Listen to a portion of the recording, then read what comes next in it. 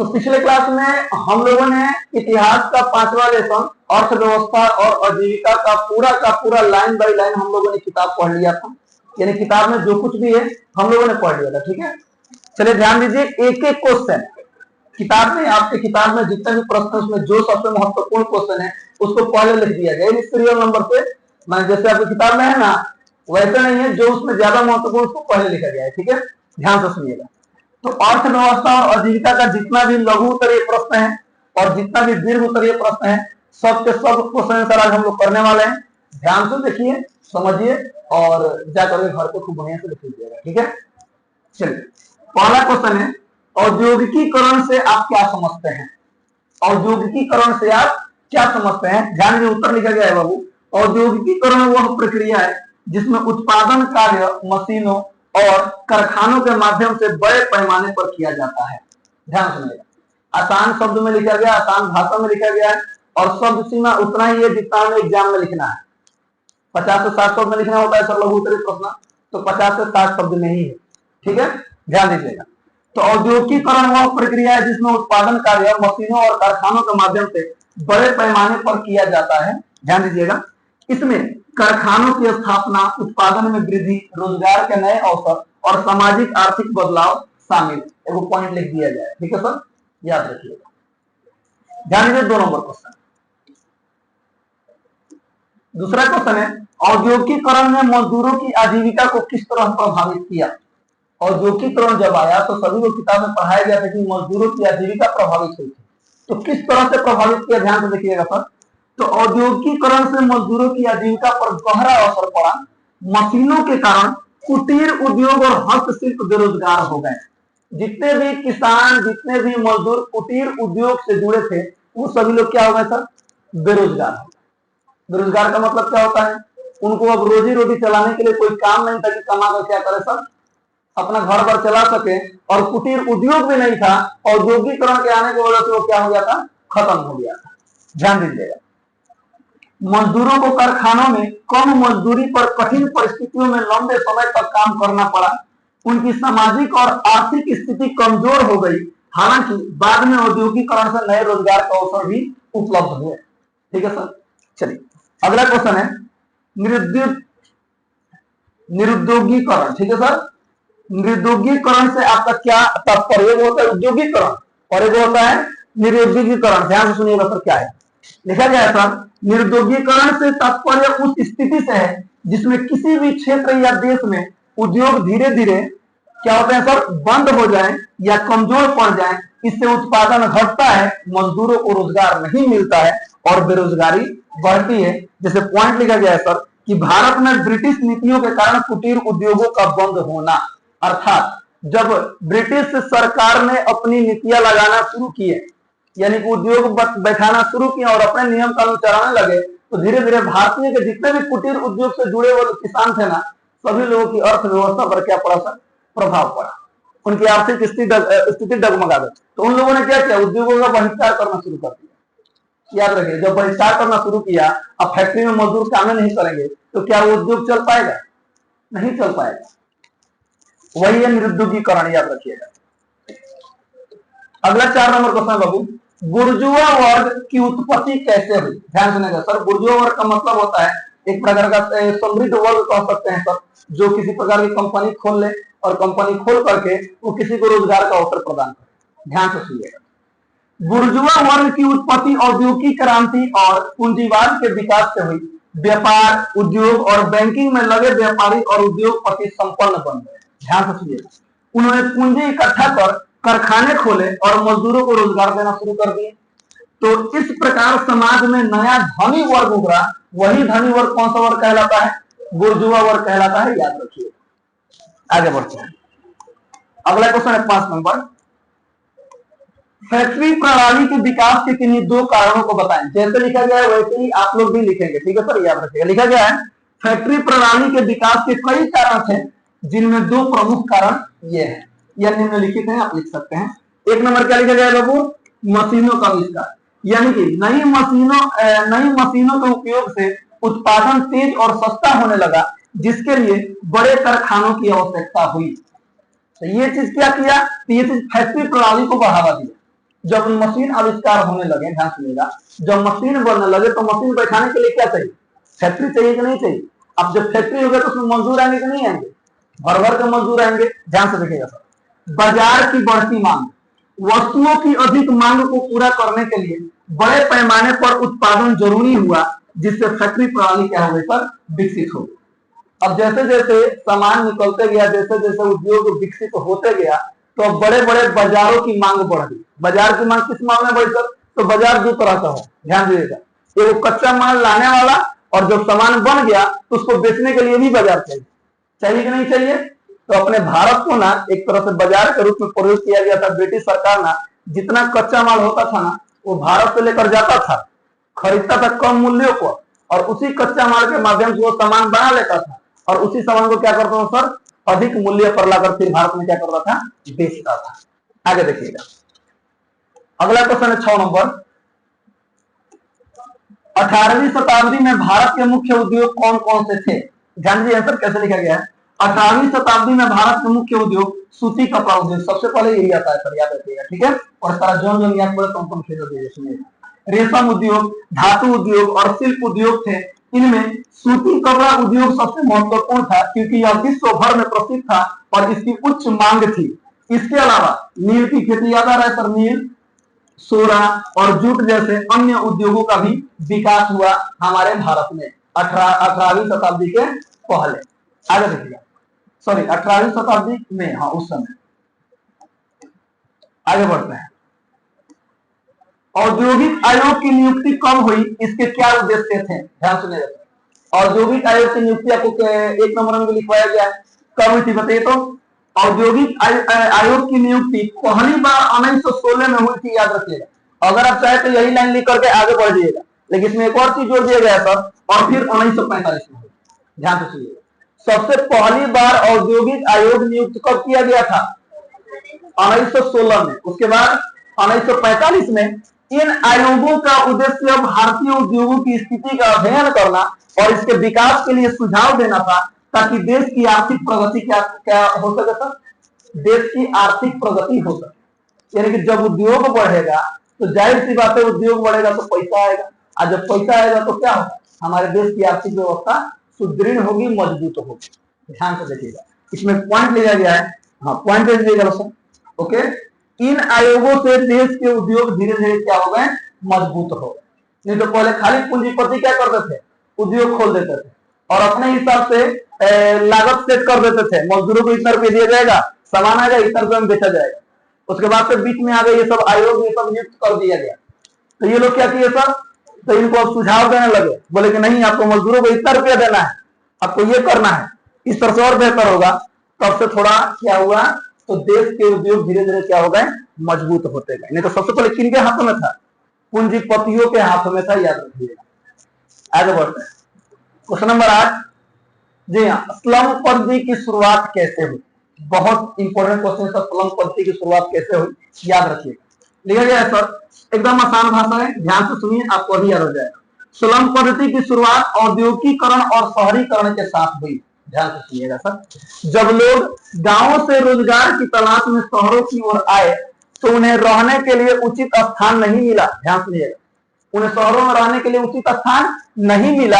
जमीन की कमी और गरीबी के कारण वे अस्वच्छ, यानी कि जो खराब एरिया होता है, संकर यानी कि टूटे फूटे एरिया, उबड़ खाबड़ जमीन और भीड़ भाड़ वाले इलाकों में बस गए।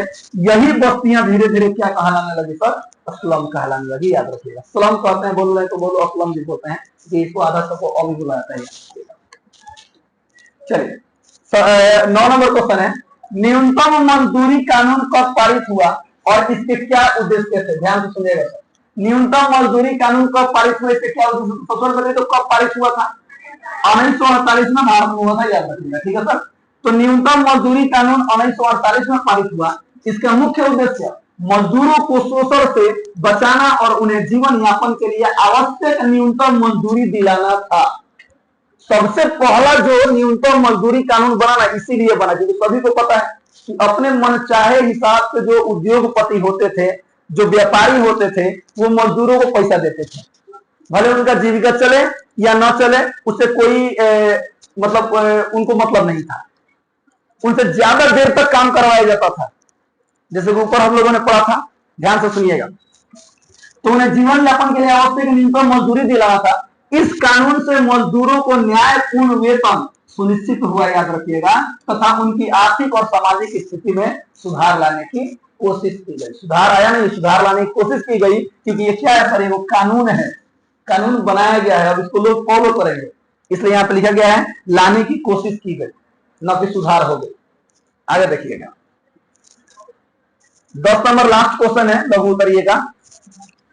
कोयला एवं लौह उद्योग ने औद्योगिकरण को गति प्रदान की कैसे? हाँ सर, यही था तो औद्योगिकरण बढ़ा, सभी को पता है। कोयला था तो कोयले से सब मशीन का चलना था, सभी को पता है। देखिए आंसर लिखा गया है, कोयला और लौह उद्योग ने औद्योगिकरण को विशेष गति दी, जिसमें कोयला 1 नंबर। तो यह ऊर्जा और ईंधन का मुख्य स्रोत था। उस समय ईंधन का सबसे मुख्य स्रोत कौन था? कोयला था। क्या था? एक्चुअली कोयला था, जिससे मशीनें, भट्टियां और इंजन क्या होते सर, चलते थे। और फैक्ट्रियों में क्या लगे थे? मशीनें लगे थे, और मशीनों को लगाने के लिए क्या चाहिए था? कोयला चाहिए था। ध्यान से सुनिएगा, लौह उद्योग, अब सुनिए इसमें क्या है सर, तो इससे मशीनें, रेल, पुल और कारखाने बनाने के लिए आवश्यक लोहा और इस्पात मिला। जितने भी कारखाने बनते थे, पेठारी से गिर के बना दिया जाता था, क्या खरपतवार से पलानी बना दिया जाता था, लोहे से ना गिरा था सर। फैक्ट्री किससे बनता था? ऊपरवा ताकोगे तनी, ऊपरवा ताको, ऊपरवा पूरा हिया से हुआ, जो लोगों में सब क्या हो फोम लगा है, ठीक है सर, करकाटवा तुम समझ नहीं। अरे वही लोहा है, पाइप है, हमें रॉड लगा है, वो लोहे है। ध्यान में समझ में आया सर? चले, लेकिन बड़ा बढ़िया दिमाग लगाते हैं आप लोग ना, जो एकदम टू द पॉइंट बात करता है, अच्छा जाते हैं। इनसे पंखा लगी ना लोकल है, चलो लोग फोम लोकल है। चलिए अब इसमें पॉइंट लिखा गया है सर, इन दोनों उद्योगों के विकास से उत्पादन बढ़ा और औद्योगिक क्रांति को क्या मिली सर? मजबूती मिली, याद रखिएगा। चलिए अब दीर्घ उत्तरीय मात्र 5 गो है, ध्यान से सुनिएगा सर। सबसे पहला क्वेश्चन है, ये याद कर लीजिएगा, उपनिवेशवाद से आप क्या समझते हैं? ये एकमात्र क्वेश्चन आपके लघु उत्तरीय में पूछ सकता है, मैं पहले ही बताया था। इसलिए मैं इस क्वेश्चन को मैंने लघु उत्तरीय में इसलिए नहीं डाला क्योंकि ये क्वेश्चन यहाँ पर है। ध्यान से सुनिएगा, ये जो इतना है ना, वो किसके बारे में लिखा गया है? उपनिवेशवाद के बारे में लिखा गया है। उसके बाद लिखा गया औद्योगिकरण ने उपनिवेशवाद को कैसे जन्म दिया। ध्यान से सुनिएगा, ये क्वेश्चन आपको लघु उत्तरीय में भी पूछता है, याद रहेगा। चले सर आंसर को सुनिए, पहले उपनिवेशवाद के बारे में थोड़ा जान लेते हैं। उपनिवेशवाद से तात्पर्य उस प्रणाली से है जिसमें एक शक्तिशाली देश किसी अन्य देश या क्षेत्र पर राजनीतिक, आर्थिक और सांस्कृतिक नियंत्रण स्थापित कर उसकी संपत्ति और संसाधनों का दोहन करता है, यही उपनिवेशवाद है। ध्यान सुनिएगा सर, ये आप अगर नहीं याद कर रहे तो आप आसान भाषा में ऐसे भी लिख सकते हैं सर, जब कोई देश किसी अन्य देश पर अपना शासन स्थापित कर ले तो वह देश उस देश का क्या हो जाता है? उपनिवेश हो जाता है। ये आसान भाषा में है सर, तो ढेर आसान नहीं जितना चाहिए, एग्जाम में हम लोग को नंबर चाहिए। बात समझ में आया ना? तो ये भी आसान भाषा अगर याद करे तो। अगर ये सर, उपनिवेशी देश के लोगों की स्वतंत्रता सीमित होती है, याद रखिएगा। जैसे हमारा देश भारत, एग्जाम्पल में लिखा भी गया है सर, और उनके संसाधनों का लाभ मुख्य रूप से उपनिवेशवादी देश को उठाता है, याद रखिएगा। हमारे देश में जो अंग्रेज थे, हमारा देश उपनिवेश था, सारा लाभ किनको मिलता था? सबसे ज्यादा ब्रिटिश सरकार को मिलता था, अंग्रेजों को मिलता था। सभी के सभी टोकरी वाले आ जाते ना, उन लोगों को एक दिन में भगा देते हम लोग, मैं पहले बताया था। हाँ, अरे टोकरी उस समय बहुत ज्यादा चलता था, धोते थे लोग टोकरी, नहीं समझ में आता है? मैंने कहा रहते हैं, इधर देखिए सर, जैसे इधर देखिए, जैसे भारत लगभग 200 वर्षों तक ब्रिटिश का क्या था सर? एक उपनिवेश था। ये लाइन जहां से डाल दिए तो उपनिवेशवाद का पूरा आंसर कंप्लीट, कहीं से भी नंबर कटने वाला नहीं, याद रखिए। चलिए हाँ, उसी में क्वेश्चन था, औद्योगिकरण ने उपनिवेशवाद को जो है कैसे जन्म दिया। ध्यान सुनिएगा, तो औद्योगिकरण और उपनिवेशवाद का संबंध देखिए क्या है। तो औद्योगिकरण के दौरान यूरोप के देशों में मशीनों और कारखानों के लिए कच्चे माल और नए बाजारों की आवश्यकता पड़ी, मैंने ऊपर भी बताया था। अब जब फैक्ट्री बना तो फैक्ट्री में सामान बनाने के लिए कच्चा माल चाहिए। ध्यान सुनिएगा, और जब सामान बन जाएगा तो सामान को बेचने के लिए बाजार चाहिए। ध्यान से देखिएगा सर, तो लिखा गया है यूरोप के देश कच्चे माल और सस्ते श्रम के लिए एशिया, जिसमें हमारा भारत भी है, ध्यान सुनिएगा सर, एशिया, अफ्रीका और अमेरिका के कुछ क्षेत्रों पर कब्जा करने लगे। इसके अलावा आप लोगों ने सुना होगा सर, हिंद चीन में राष्ट्रवाद, फ्रांस जाकर उसमें कब्जा कर लेता है, फ्रांस में जाता है। हमारा सर भारत में कौन आ जाते हैं? ब्रिटिश आ जाते हैं, अंग्रेज आ जाते हैं, सुनिएगा ध्यान से। इसके अलावा निर्मित वस्तुएं बेचने के लिए नए बाजार की तलाश हुई। इस प्रकार औद्योगिकीकरण ने आर्थिक और सामरिक सामाजिक, यहां क्या रहेगा सर? सामाजिक, आर्थिक और सामाजिक मजबूरी पैदा की, जिसने उपनिवेशवाद को जन्म दिया और दुनिया में शक्तियों के बीच क्या बढ़ गई सर? प्रतियोगिता बढ़ गई कि हम इस देश पर जाकर कब्जा करेंगे, हम इस देश पर कब्जा करेंगे। हिंद चीन में राष्ट्रवाद हुआ था, सभी को पता है फ्रांस और अमेरिका से लड़ाई होने लगा, उसको भगाने के फिर में लग गया लोग। आगे देखिएगा, तो ये प्रतियोगिता बढ़ गई अलग अलग देशों में।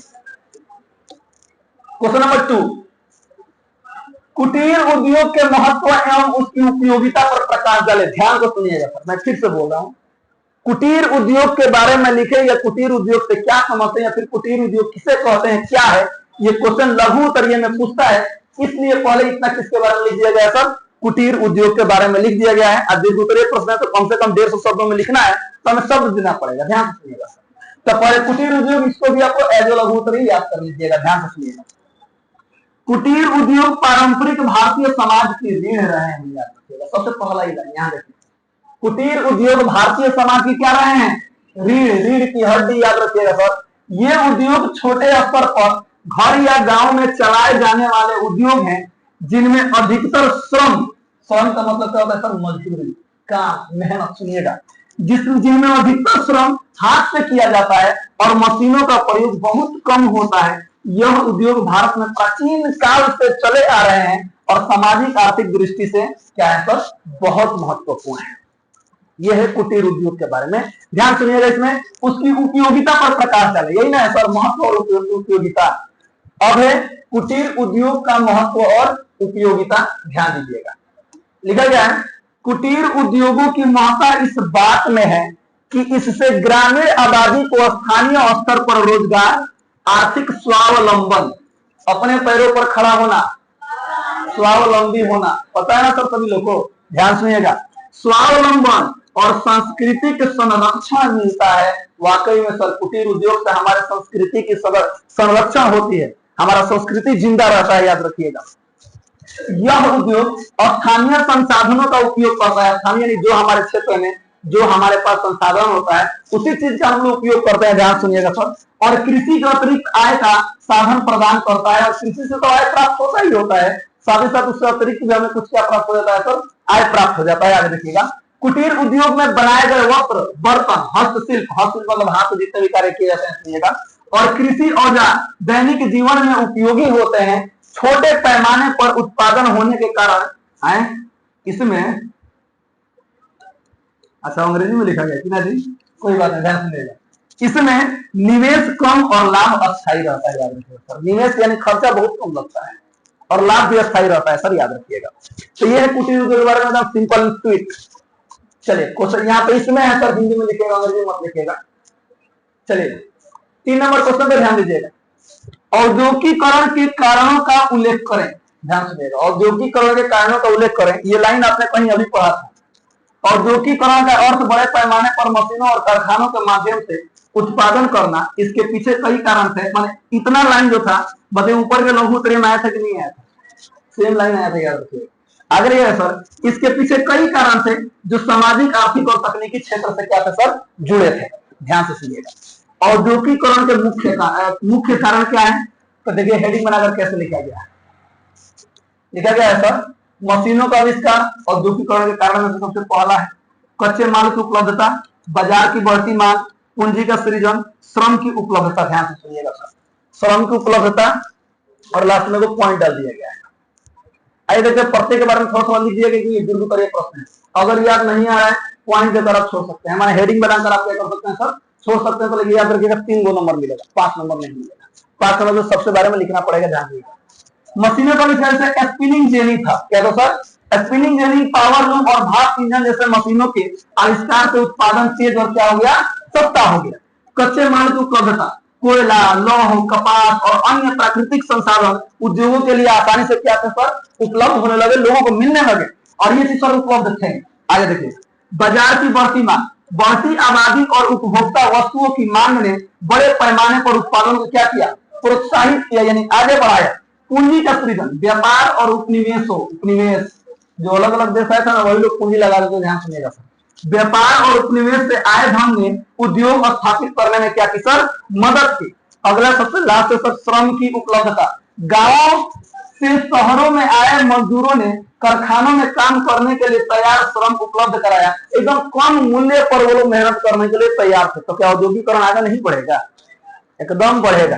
पॉइंट लिख दिया गया सर, इन कारणों में मिलकर औद्योगिक क्रांति और औद्योगिकरण को क्या दी सर, गति दी। चलिए क्वेश्चन नंबर 4 ध्यान दीजिएगा, औद्योगिकरण के परिणाम स्वरूप होने वाले परिवर्तनों पर प्रकाश डालिए। याद कीजिए, आपके कोठवा में मैंने पढ़ाया था, औद्योगिकरण के क्या क्या परिणाम निकल कर आए। नगरों का विकास हुआ, कुटीर उद्योग का पतन हो गया, साम्राज्यवाद का विकास हुआ, समाज में वर्ग विभाजन एवं बुर्जुआ वर्ग का उदय हुआ, फैक्ट्री मजदूर वर्ग का जन्म हुआ, असलम पद्धति की क्या हो गई सर, शुरुआत हो गई। ये सेम का सेम वही चीज है, ध्यान सुनिएगा। आइए देखते हैं सर, लिखा गया है औद्योगिकरण के परिणाम स्वरूप होने वाले परिवर्तन क्या है सर, निम्नलिखित हैं। एक नंबर, नगरों का विकास। इसमें क्या होता है सर, तो रोजगार की तलाश में लोग गांवों से शहरों की ओर आने लगे, इससे शहरों का विस्तार हुआ और नए औद्योगिक क्षेत्र क्या हुआ सर, विकसित हुए। कुटीर उद्योग का पतन, जी हाँ सर, मशीनों से बड़े पैमाने पर उत्पादन होने से पारंपरिक कुटीर उद्योग और हस्तशिल्प क्या हो गए, कमजोर हो गए, अर्थात कुटीर उद्योग क्या हो गया, खत्म हो गया। आगे देखिएगा, साम्राज्यवाद का विकास। औद्योगिक देशों ने कच्चे माल और नए बाजार की तलाश में अन्य देशों पर कब्जा किया, जिससे क्या बढ़ा, साम्राज्यवाद बढ़ा, उपनिवेश बनाना शुरू किया। समाजवाद नहीं है, साम्राज्यवाद है, याद रखिएगा। अगला टॉपिक है 4 नंबर, समाज में वर्ग विभाजन एवं बुर्जुआ वर्ग का उदय। तो उद्योगपतियों और व्यापारियों का नया धनी वर्ग उभरा, जबकि मजदूर वर्ग का क्या हुआ सर, गठन हुआ। अगला है फैक्ट्री मजदूर वर्ग का जन्म। कारखानों में काम करने वाले मजदूरों की संख्या बढ़ी, वे कम मजदूरी और कठिन परिस्थितियों में भी काम करने के लिए क्या थे सर, तैयार थे, यानी काम करने लगे। सबसे लास्ट में स्लम पद्धति की शुरुआत। शहरों में अस्वच्छ और संकरे इलाकों में मजदूर बस्तियां बनी, जिन्हें क्या कहा गया, स्लम कहा गया। याद रखिएगा सर, ये क्वेश्चन किस चीज का, तो औद्योगिकरण के परिणाम का। सबसे लास्ट क्वेश्चन है, छोटा सा आंसर है इसका। औद्योगिकरण ने सिर्फ आर्थिक ढांचे को ही प्रभावित नहीं किया, यानी केवल उससे आर्थिक ढांचा ही नहीं बदला, बल्कि राजनीतिक परिवर्तन का भी मार्ग प्रशस्त किया। लेकिन राजनीतिक बदलाव भी हुए, कैसे, आंसर ध्यान दीजिएगा। लिखा गया है औद्योगिकरण ने केवल आर्थिक ढांचे को प्रभावित नहीं किया, बल्कि राजनीतिक बदलाव का भी मार्ग प्रशस्त किया, क्योंकि इससे मजदूरों में जागरूकता आई और वे अपने अधिकारों की मांग के लिए एकत्रित हुए। याद रखिएगा, जब औद्योगिकरण हुआ, मशीनें बैठना शुरू हुआ, जब लोगों को कम आय मिला, कम मजदूरी मिला, तो वो लोग क्या हो गए, एकत्रित हो गए, इकट्ठा हो गए, बोले कि चलिए अब क्या करते हैं, आंदोलन करते हैं। तो वो लोग किसमें भाग लेने लगे, राजनीति में भाग लेने लगे। ध्यान से सुनिएगा, एकत्र हुए, जिससे श्रमिक संगठन और ट्रेड यूनियन का जन्म हुआ। इसके कारण राजनीतिक संस्थाओं में सुधार, श्रम कानूनों की स्थापना और लोकतांत्रिक मूल्यों को बढ़ावा मिला। इसके चलते समाज में समानता, स्वतंत्रता और न्याय की मांग ने राजनीतिक विचारधाराओं को भी स्वरूप दिया, जिससे नए राजनीतिक आंदोलन क्या बने सर, ताकतवर बने। और यही मजदूर अपने भारत में राष्ट्रीय आंदोलन में भी क्या किए, योगदान दिया। ये बात किताब में था। चलिए, तो ये था पूरा का पूरा क्वेश्चन सर इस पार्ट का। सभी लोग खूब बढ़िया से लिख लीजिएगा, याद कर लीजिएगा। ओके, तब तक के लिए हंसते रहे, मुस्कुराते रहिए, गाते रहे, गुनगुनाते रहे और हमेशा खुश रहिए। मिलते हैं कल इसी क्लास में इसी टाइम से, तब तक के लिए जय हिंद।